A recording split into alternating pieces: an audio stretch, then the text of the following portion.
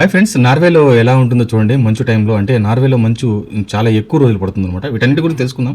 అలాగే ఇక్కడ ఎలా ఉంటుంది ఏమనేది, విపరీతమైన మంచు తుఫాన్లు అయితే ఇక్కడ పడుతూ ఉంటాయండి. అంతేకాకుండా రాత్రంతా మీకు విపరీతమైన మంచు అయితే పడుతుంది. రాత్రులు వదిలేస్తే పొద్దునకల్లా మనకు ఫుల్గా ఇంటి నిండా ఎక్కడ చూసినా ఇంటి పైన అన్ని చోట్ల కూడా మంచు అయితే విపరీతంగా పడుతుందన్నమాట. మీకు ఎయిర్పోర్ట్ చూడండి ఎలా ఉందనేది. ఎయిర్పోర్ట్లో మంచు తుఫానే పడుతుంది. వాళ్ళు వెహికల్ని కూడా తీసుకొని పోలేనంత పరిస్థితిలో ఉంటుందన్నమాట.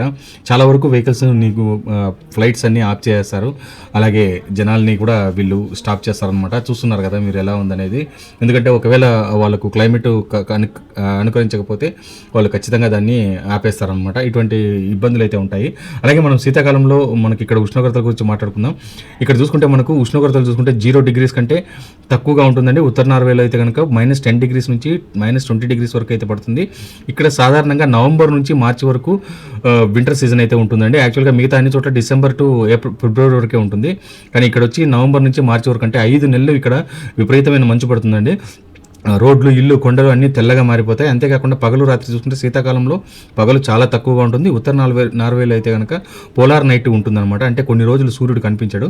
అలాగే నార్థర్న్ లైట్స్లో చూసుకుంటే మనకు శీతాకాలంలో అందంగా కనిపించే ఊరు మనకు ఆరోరా బోరియాలిస్ అనమాట. అలాగే జీవన విధానం చూసుకుంటే ప్రజలు బరువైన జాకెట్లు, బూట్లు, గ్లౌస్ వేసుకొని బయటకు వెళ్తుంటారు. మంచులో నడవడం అక్కడ సాధారణం. వాతావరణం కఠినంగా ఉన్నా కూడా ప్రకృతి చాలా అందంగా ఉంటుంది. మంచుతో కప్పబడిన పర్వతాలు, ఫియాట్స్, గడ్డకట్టిన సరస్సులు ఎక్కువ ఉంటాయన్నమాట. చాలా చలి ఉంటుంది, ప్లస్ మంచు తక్కువ పగలు ఉంటుంది, కానీ చాలా శాంతియుతంగా మాయాజాలంలా ఉంటుందన్నమాట.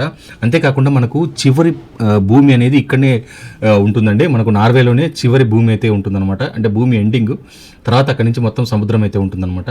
చాలా అందంగా ఉంటుంది. అందమైన దేశం నార్వే అయితే కనుక. చిన్న దేశం కానీ చాలా అందంగా ఉంటుందన్నమాట. చాలా బాగుంటుంది. మీకు ఈ వీడియో నచ్చితే లైక్ చేసి, షేర్ చేసి, సబ్స్క్రైబ్ చేయండి.